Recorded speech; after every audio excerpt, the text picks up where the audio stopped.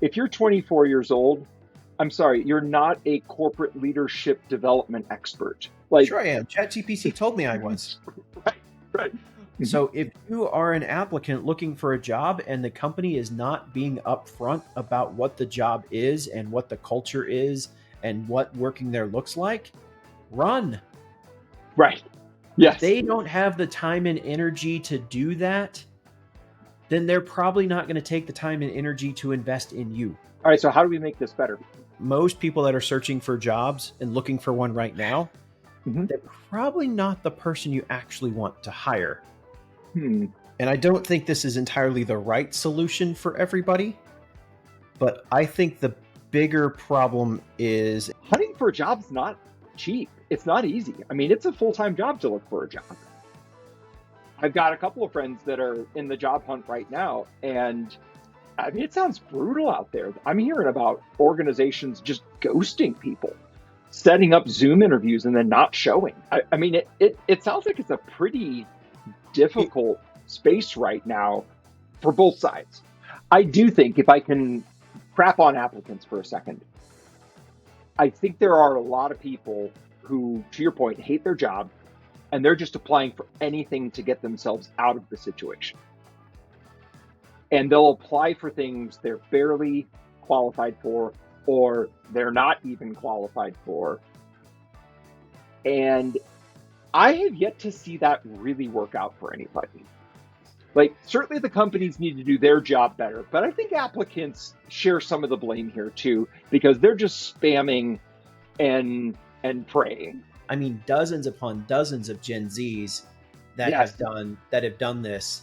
And what they're doing is they're using the application process as a means for self-validation of if someone looks at their resume and comes back and says, hey, we're interested in talking to you, they'll use that as leverage to go negotiate against their current employer. They have no intent of, I should say no intent. Their intent of leaving their current employer, say 20%, it might go Right. up to 40 to 50% based on this response, but they'll use it as justification to go leverage for a pay rise within their current organization. If you keep doing what you've always done, you're going to get what you've always got. And I think both employers and applicants are sick of the process. It's not working for anybody.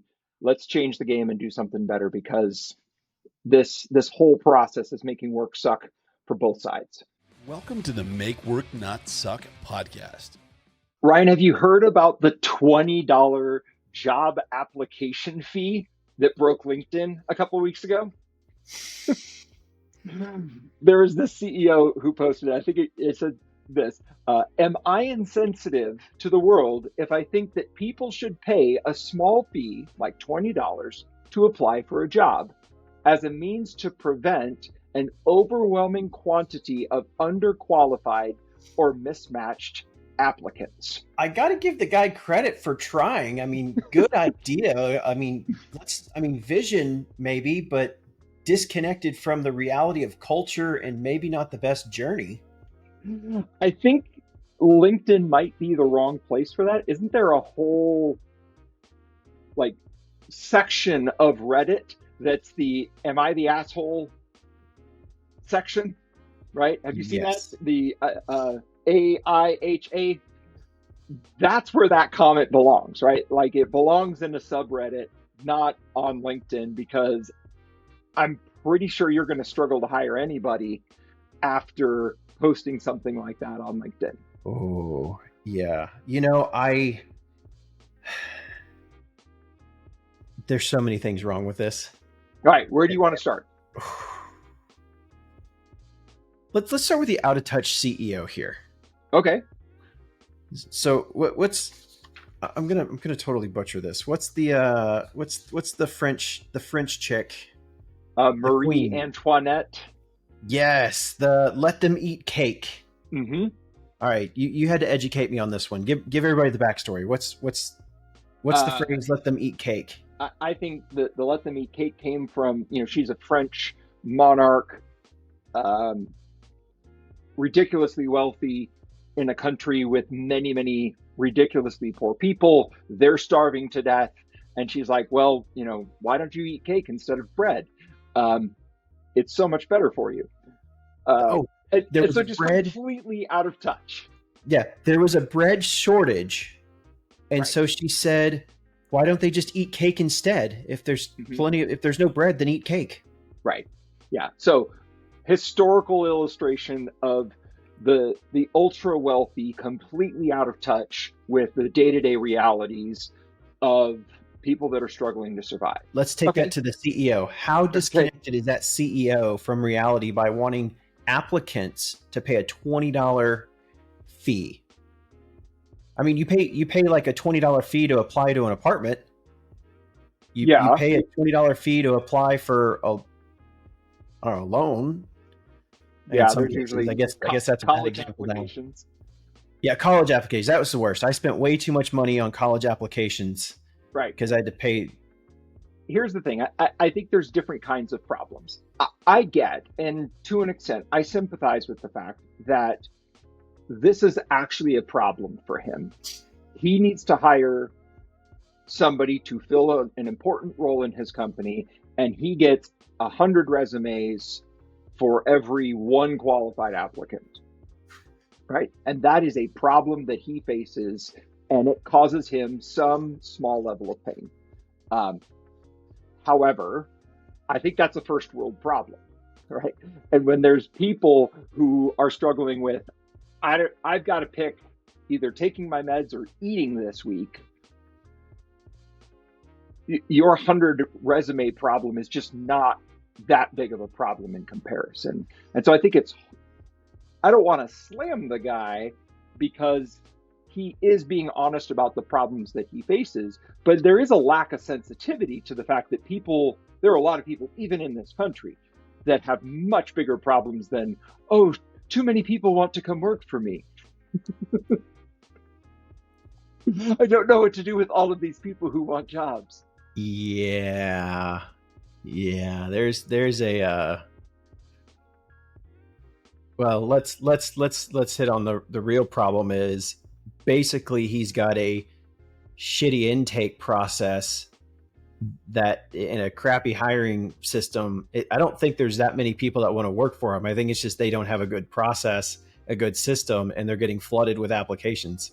Yeah, and usually that's because, and I've been guilty of this, so I'm not throwing stones at him, I'm throwing them as much at me. I've been lazy in writing job descriptions and job postings because I'm trying to just see what's out there. I think I generally know what I want, but I haven't really worked hard to define the job as it needs to be. And so garbage in, garbage out. You throw a crap job description out there, you're going to get crappy applications. And so some of that, I think it falls on them to better define the role and better define the process for who would be a good candidate and how would you self-identify as a good candidate for this role. Yes. I think this is a real struggle in more than just this guy. I mean, he kind of rises above the noise as a good example.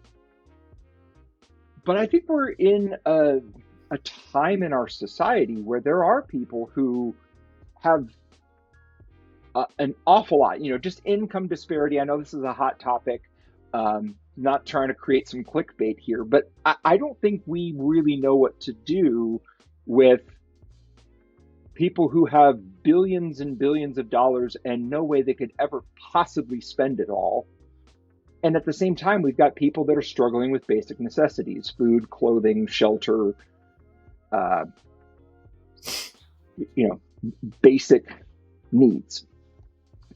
And unfortunately, I think that gap is getting bigger as time moves on. And so the people that are in positions of authority, in positions of power, in positions of influence, it's just harder and harder for them to relate to people who are struggling and people who don't know where their next paycheck's coming from. And I think there needs to be a little sensitivity, especially in that direction, to the fact that there is a lot of problems that people have that those privileged people don't experience. And before they start complaining about their first world problems, they need to spend a little time thinking about the kind of challenges facing the broader population. I hear you, but I think, and maybe I'm going to be the unpopular opinion here. I think you might be taking this into like the extreme and like, woe is the poor person. Okay. I think in general, yes, I agree with you. There are the people that are in those situations, and Mhm. and there's programs, and again, you can go into a whole other topic of having better programs and stuff like that to help people out. Let's just talk about the average person that's just pissed off at their job and just mass applying to get the hell out. Like they're not like there's a mass percentage of the population that just hates their job and is just mass applying all over the place, or just looking to see what's out there. And so I think you have a mix of both worlds. And remember, there for a while coming out of COVID, it was an employee's market. You could have the pick of the litter, and people were just throwing darts out there to see who would pay them the most amount of money, because people were desperate for help on that resurgence from COVID. Right. Now, I think we've definitely balanced back out from there. But I think right now you just have and especially with tools, right? Like technology's made this worse, because I, as a job seeker, can be pissed off at my job, sit down at my computer, update my resume, hit a few buttons, and next thing you know, I've auto applied to 5,000 places. Mm-hmm. So I think there's a level of technology's phenomenal, but we might have a little bit of an imbalance. And then I think the other part of it is just like if you have a shitty web form on your website, you're going to get spam. Like, how many spam leads do companies get on their website because their intake form sucks, or it's too generic, or it's, just give me a name and phone number and no CAPTCHA. Simple it's funny, stuff, right? You would take the side of the applicant, because I've seen that from the side of the hiring. Is they've got an AI engine that's reading all of these resumes, and if you don't have the right buzzwords, it doesn't matter how good you are, you're not getting through the process. And so it's almost like both the applicants and the companies are shotgunning at each other and then complaining about the misses. Oh, 1,000%. This is a two-way street, right? Like it's worse. And I think part of the thing is one, if you don't take the time and energy to build out the job spec and the job requirements for people to self-select, then I agree. If you have a very vague job description, you're going to get tons of applicants. If you have a very generic looking for a sales rep, we did an episode a few months ago about, what was it, a gentleman that was applying to sales jobs, and it was extremely hard to get a sales job right now because there's so many people flooding in resumes and this, that, and the other all over the place. Right. So I think it's one, it is both sides of it. And if you're hiring for a sales job and you just like looking for sales rep, must have 5 years experience, here's the salary range, and it's selling technology, you're gonna get a flood. You just are. Yeah.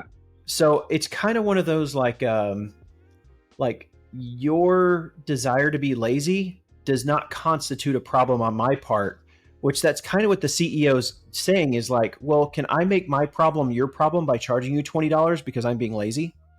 Right.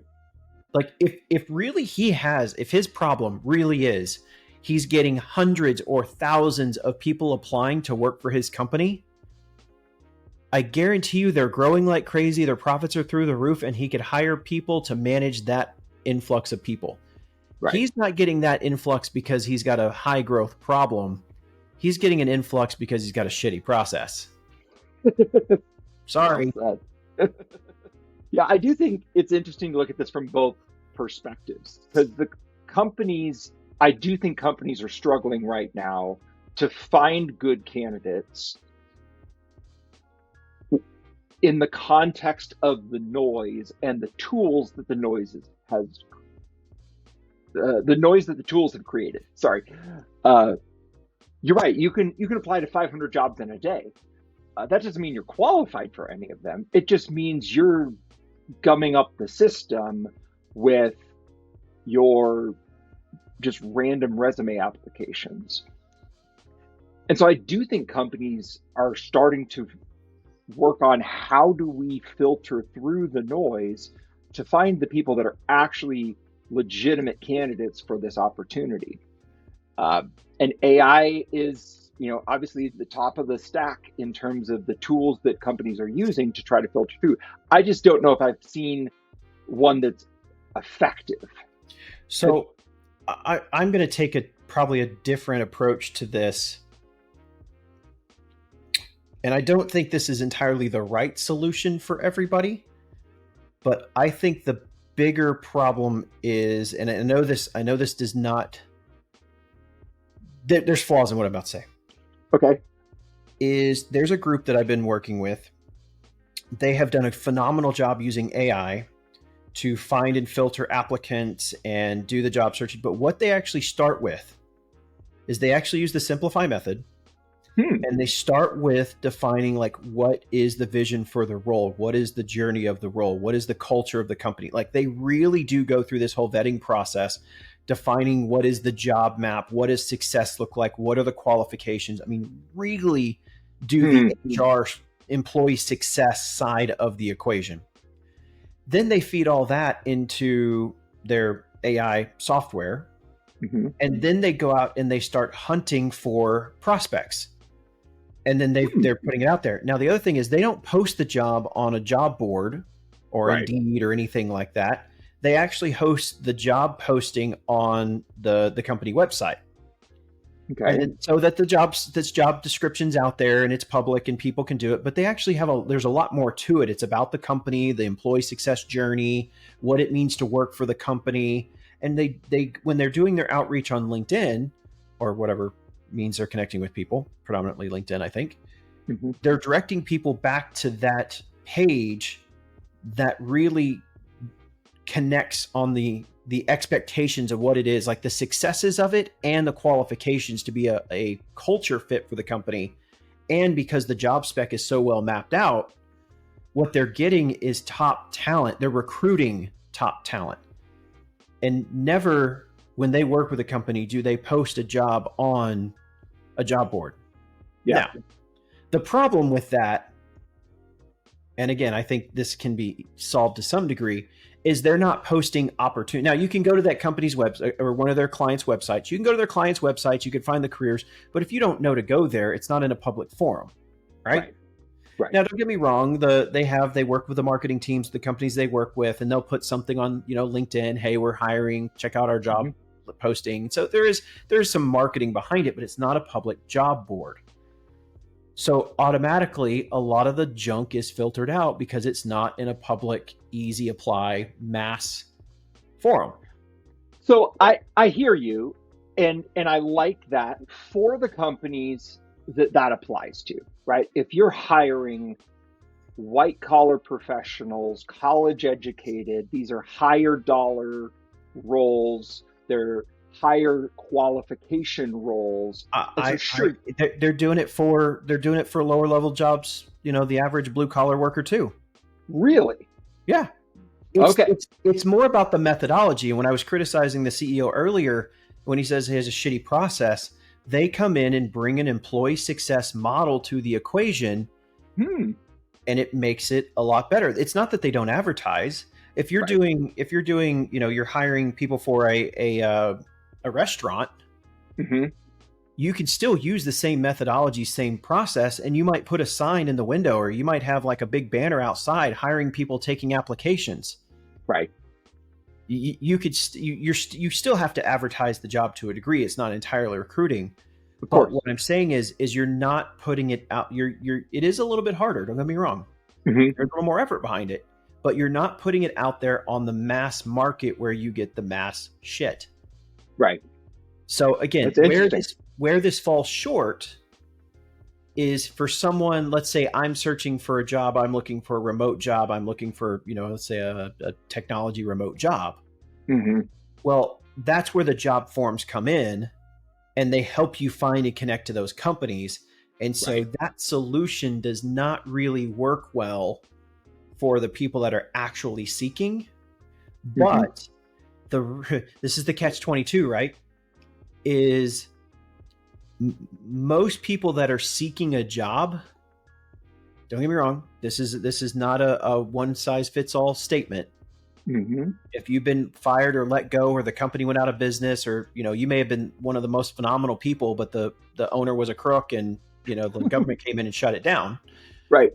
And so circumstantially, but I'm talking most people that are searching for jobs and looking for one right now, Mm-hmm. they're probably not the person you actually want to hire.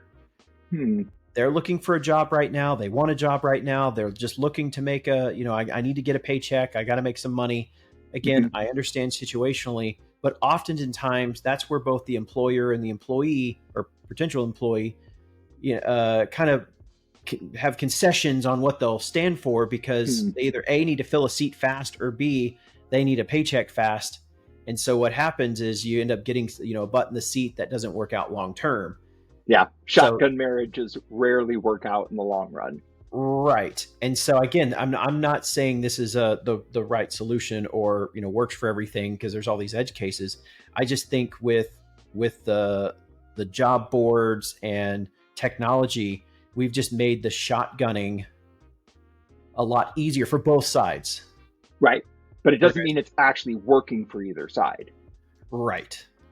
Whereas I think making it a bit more difficult and put more outbound prospects out there, because this group that I work with, I mean, they're seriously 10 out of 10 on every hire they brought in, but it's because they're recruiting the sleeper talent.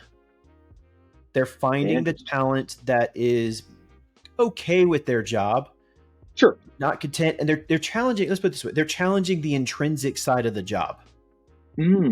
Are you getting fulfillment in it? You may have a good paycheck, you may have a good boss, but are you getting fulfillment out of your job? And because they show how the job can bring fulfillment to you as an individual, show you the growth path, show you the culture components, like all the stuff that most people go, well, that's too hard to do. We'll just do that in the interview. Right. They're sucking top talent away from companies left and right. Are they even able to do this? I mean, this sounds impressive, right? Are they able to do this with lower skill, hourly labor, people that are early in their career? Like, I get this if you're talking about $100,000, engineer, software developer. We're talking $45,000, $50,000 a year jobs. Wow. Okay. I mean, we're not talking. I mean, I don't think they've done, fast food restaurants in this model. Okay. I think a lot of it could still apply. I think from the HR standpoint. Sure. But no, we're talking more blue collar, lower white collar than more upper white collar.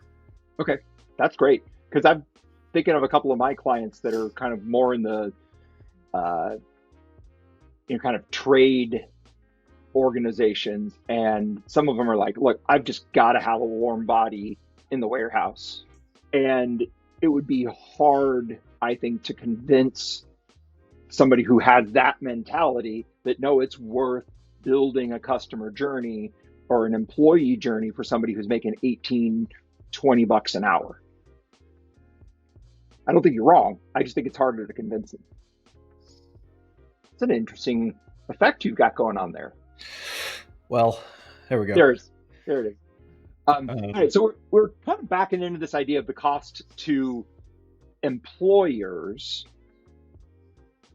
Yeah, there's a lot of noise and there's a lot of garbage in their process, but it almost sounds like we're coming to the conclusion that that's their own fault for not developing a better process. And if they would put a little bit more effort up front in defining the roles and defining the process and defining who they're really looking for, they might have to deal with less garbage coming through the system. What about on the employee or applicant side? Applying for jobs, while it can be very easy to click, submit resume,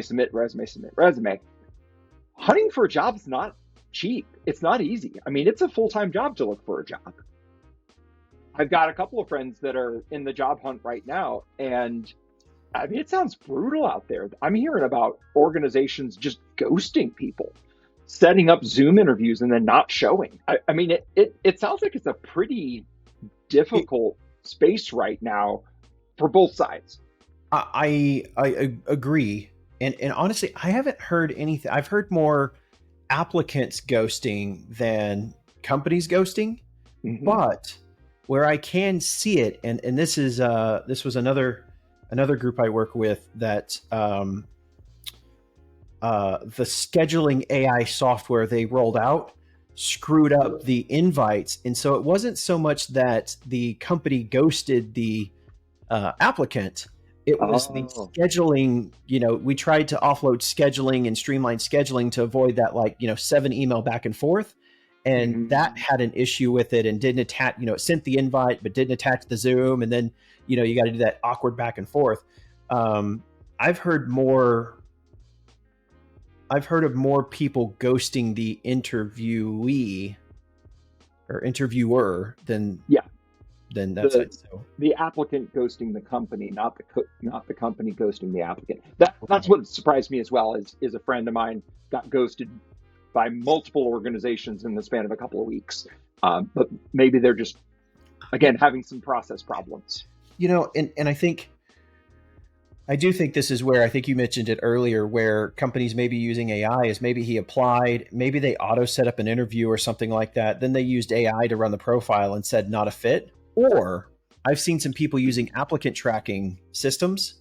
I've seen this one actually. It was a kind of a fun, like, are you serious?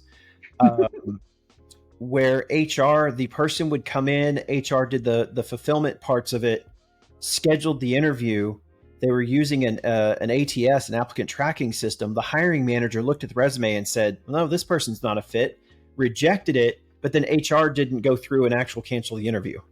Okay. Yeah. So again, it's a breakdown in process, not an intentional ghosting of the people.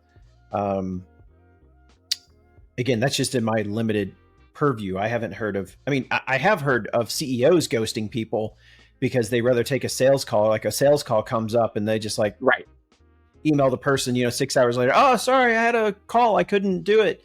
So that one happens every single day. I know that one, but that's because the CEO's too much in the weeds, and that's a different podcast. Yes. And again, goes back to your idea of the applicant journey. Is that really the experience that you want to communicate to people? Right. I do think, if I can crap on applicants for a second, I think there are a lot of people who, to your point, hate their job, and they're just applying for anything to get themselves out of the situation.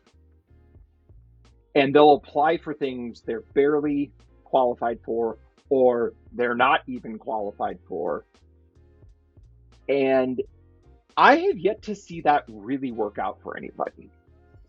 Certainly the companies need to do their job better, but I think applicants share some of the blame here too, because they're just spamming and praying. Well, so I think there's two components to that, and I agree. I mean, even I've gone on LinkedIn and the easy apply, right? And Right. Okay, that looks like an interesting job. I'm curious. Easy apply, Right. Send your LinkedIn profile as your resume. Okay, click. Right. 2 clicks, and I've applied for the job that I'm just doing it for the hell of it, right? I think there are ways in which sometimes this is too easy, and it's not forcing people to put a little effort into it. So again, that's not my fault as the applicant. The Right. other side, I do think, and we'll go a little generational here, I do think some of the younger generation, right, wrong, or indifferent, thinks they deserve a higher caliber job, or they think because they've got 2 years of experience, they're qualified for a 5-year experience role because they have done it for 6 months. And so I think you're also seeing the younger generation applying for jobs they're not qualified for. Right. They may be from an intellectual standpoint qualified, but from an experience and emotional standpoint or maturity, professional maturity standpoint, they're not. And so I think you do see a lot of that as well. I think I deserve more, so I'm just going to go apply and see if I can get anything because I'm looking for some level of validation. I mean, I've known people that have done this, and not just like 1 or 2. I mean, dozens upon dozens of Gen Zs that have done this. And what they're doing is they're using the application process as a means for self-validation of, if someone looks at their resume and comes back and says, hey, we're interested in talking to you, they'll use that as leverage to go negotiate against their current plan. They have no intent of I should say no to Wow. their intent of leaving their current employer, say 20%. It might go Right. up to 40 to 50% based on this response, but they'll use it as justification to go leverage for a pay rise within their current organization. Wow. But what Yikes. did you do there? They leveraged the system for validation of their existing job, and all it did was fill the hiring company. It just filled their backlog with waste. Right. But that's kind of one of those, like, I don't know, maybe I should side with the CEO. Hey, if you just want like job satisfaction, give us $20. We'll do an interview Right. and we'll tell you if you're worth the money or not. We'll even give you a fake recommendation, or we'll give you a recommendation to your boss that you should do it. Yeah, pay us $20. We'll take your application. I wonder if LinkedIn needs to step their game up and have some sort of an audit function on your profile, right? Like if you're 24 years old, I'm sorry, you're not a corporate leadership development expert. Like, Sure I am. ChatGPT told me I was. right. Because, I led those campers that one summer. So I've got leadership experience. I think that there's a lot of inflated resume statements, and that's everywhere. That's both written resumes and online and LinkedIn, and that's to an extent it's always been true. I just think that the tools are making it easier to inflate, and then you think you're qualified for a job because you're believing your own hype. And I mean, to an extent, I kind of side with the CEO. Like, guys, you're just making noise, and you're not really helping anybody. You're certainly not helping yourself. Just stop it. Oh, well, I mean, yes, I think LinkedIn might be a current source of frustration. I mean, LinkedIn's designed to be, it's the professional social network, and so Right. again, they're trying to drive traffic and money and the more value. But it's interesting, and I this just popped in my head when you're saying it. What happened to Monster.com? You know what? I actually got my very first job out of college from Monster.com. Well, again, it was a phenomenal place. Yeah, it was huge. It has. I haven't seen anybody use it, recruit from. I mean, maybe it still exists, maybe it doesn't. I think it's dead. I think it's dead. This episode brought to you by Monster.com. Yeah. Don't sue us. Indeed is a big one right now. Yep. And then there's of course you got Glassdoor. Right. And then LinkedIn. And again, I think the thing is from my understanding, and this I'm trying to go back in my archives from about 10 to 12 years ago. If I remember right, one of the issues with Monster that kind of caused its demise was the flooding of applications. Mm-hmm. People figured out the system. We always were humans. We always game the system. If there's a faster way to get the result, no, actually, I'm going to say this. We're Americans. And if we can game the system, we're going to game it.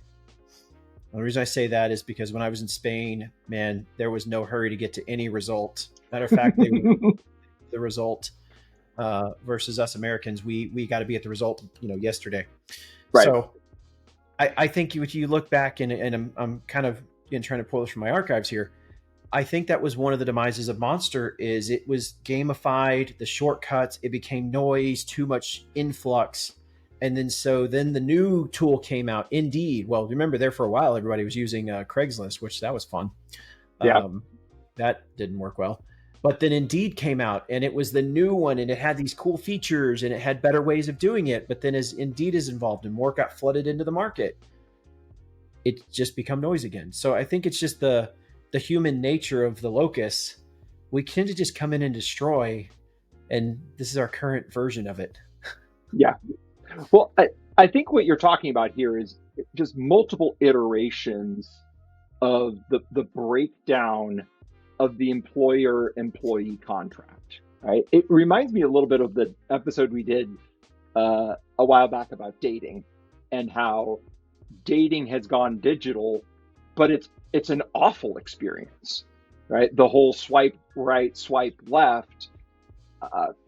There's a lot of parallels to dating and job hunting, and it's not working for anybody. Whether you're trying to find a boyfriend, a girlfriend, or your next job, all of these digital tools that are supposed to make it easy is actually making it harder to find what you're really looking for. And I wonder at what point we just give up and we go back to doing it the old-fashioned way, which is being honest about what the job really is, who's going to succeed here, doing some internal work to understand who we are, why we're hiring this person. You as the applicant need to be doing some work to understand what you're actually good at. No, you're not a 23-year-old executive coach. I'm sorry, you don't have enough experience to call yourself an executive coach. Take that off of your resume. Be honest about what you're good at. And that level of honesty is, I think, what's honestly missing in that kind of unspoken agreement between employers and employees. Yep. Well, and I think it goes back to what I was saying earlier, like go on the offensive, if you will, do more outreach, like stop posting on the job boards. It's kind of one of those, like, if you don't want to get contaminated by the cesspool, don't get into the cesspool. Right. So I think that's one of those, I know people need employees, but you will always find people. So if you don't want to deal with the things that come with using a mass public resource, don't use it. Then do the hard work, go through, define the vision, define the culture, define the journey to get to the result. And you will then find the talent in a more natural way. If you're going to take the shortcut, you want to go from the vision into the result, then you're letting society determine the journey for you. Yeah, and the odds of you being happy with that result are slim to none. I think, I would say maybe both the employer and the applicant need to go through that vision, journey, culture, result. Right? We've talked about the company side. Why does this job exist? What is it that you want this person to do? How will they fit in culturally? And how are they going to be measured and evaluated in that role? Right? That's hard work that most people haven't done. I think employees and applicants need to do the same work as well, right? Why are you applying for this job? What have you done in the past that makes you think you're going to be good at it? Values-wise, what kinds of organizations are you most effective in?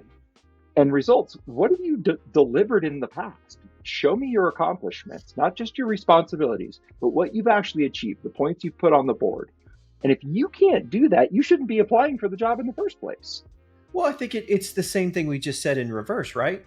Like, if you're going to shotgun your resume all over the place, don't expect the job hunt to be smooth and fast. There'd be a lot of noise. If you're contributing to the noise, then expect to have to deal with the noise. And I think if you want a good experience, I think as you're going through, I mean, heck, I've had people do this, and I mean, this is a couple of years ago, but asking what our values are and asking for clarifying questions, like, hey, I'm interested in potentially interested in applying for this job, but here's my questions I did not glean from the job description. Can you clarify? Well, for one, you just showed me, one, you're seeking to understand. Two, you're being proactive and you got the guts to reach out. You're probably more likely to get exposed or get exposure to the role because you've already showed initiative, right? Right. But I think that goes into, okay, that's not for everybody. That doesn't mean everybody has to do that. But like, if the company is not providing what the employee success looks like, the employee experience, I think it's so funny on the rabbit trail. We spend so much time and energy defining the customer journey, and we put our customer journey out on the website, and we want the customers to know what they're going to experience when they work for us. And we want to give them a world-class experience, and we're going to take you to this step and this step. Why the hell do you not do that for your employees or your prospect and future employees? Because they should know, if you want good talent, if you want people to be successful, you have to define what the path looks like. So if you are an applicant looking for a job and the company is not being upfront about what the job is and what the culture is and what working there looks like, run. Right. Yes. If they don't have the time and energy to do that, then they're probably not going to take the time and energy to invest in you. So True. don't contribute to the noise. True. All right. So how do we make this better? How do we make applying for jobs not suck? Do what I just said. Do that. Well, I think it honestly starts at the company side, right? Mm-hmm. Companies, if they stop putting crappy job descriptions out there and start focusing on the employee success, then it's going to change the behavior of I wouldn't say the industry, but the space, if you will. Mm-hmm. Right? The employers are in the driver's seat to a degree. And I will say this, the companies that always get top talent are the ones that do this hard work and prevail above the noise, right? Yeah. From the applicant side, I would say you do not want a job.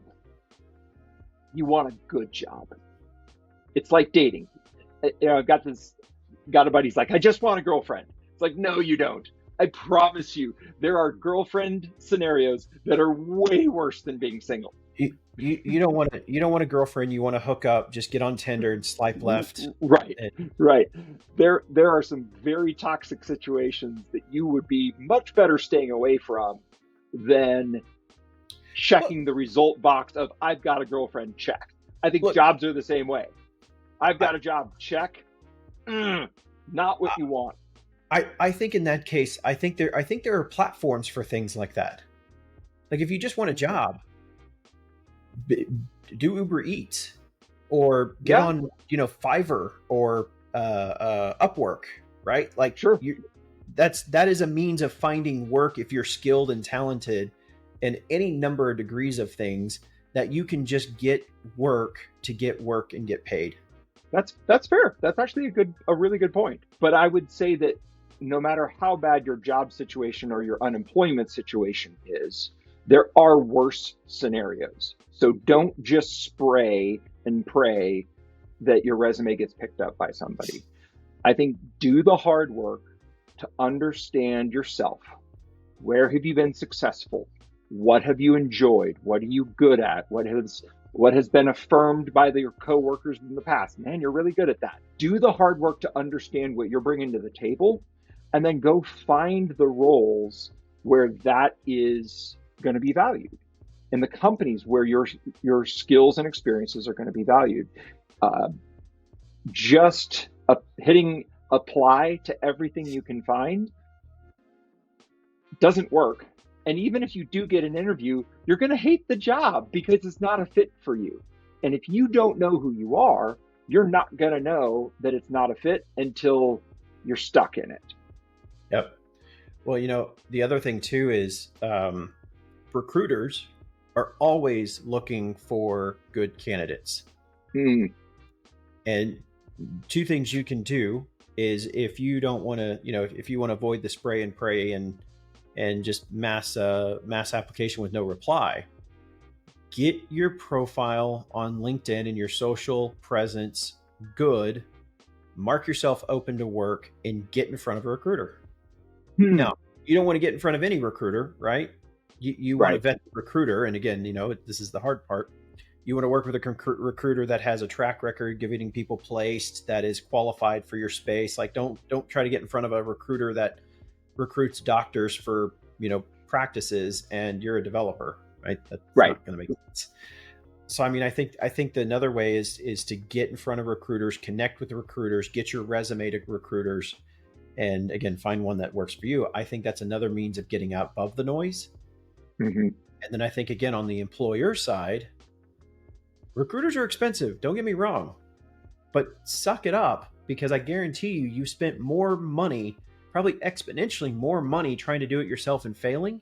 You may have put a button seat, but I guarantee you there's a level of turnover that's happened because you're trying to be cheap and do it yourself. I'm not saying recruiters are the only way to go. If you're not going to do if you're not going to invest in in-house recruitment, then then again, find a good, credible recruiter that has a fair fee, that has a track record of finding the talent you're looking for, and let them go hunt on the outbound. You need outbound recruitment. Inbound is just noise. Yeah. And you're going to pay for that one way or the other.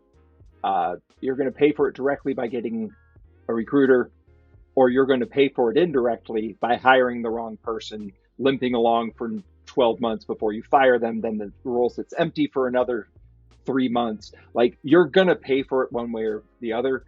Pay for it up front and get a better return. Yes. You just said something that it's our red line, green line, right? Mm-hmm.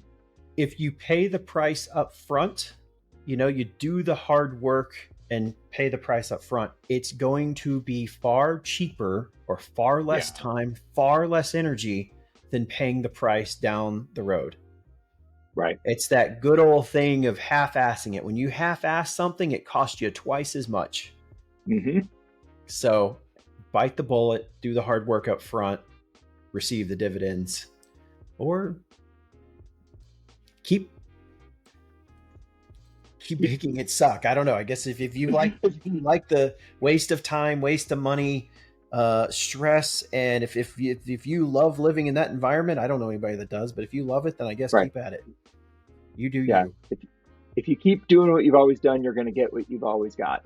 And I think both employers and applicants are sick of the process. It's not working for anybody. Let's change the game and do something better, because this whole process is making work suck for both sides. Make work not suck. Our podcast that talks about exactly that. Our process, vision, journey, culture, and results. We present real-world business solutions that make the difference. Our goal is to make work not suck. Hosted by Ryan Hodges, co-host Daniel Steer. Join us each episode and make work not suck.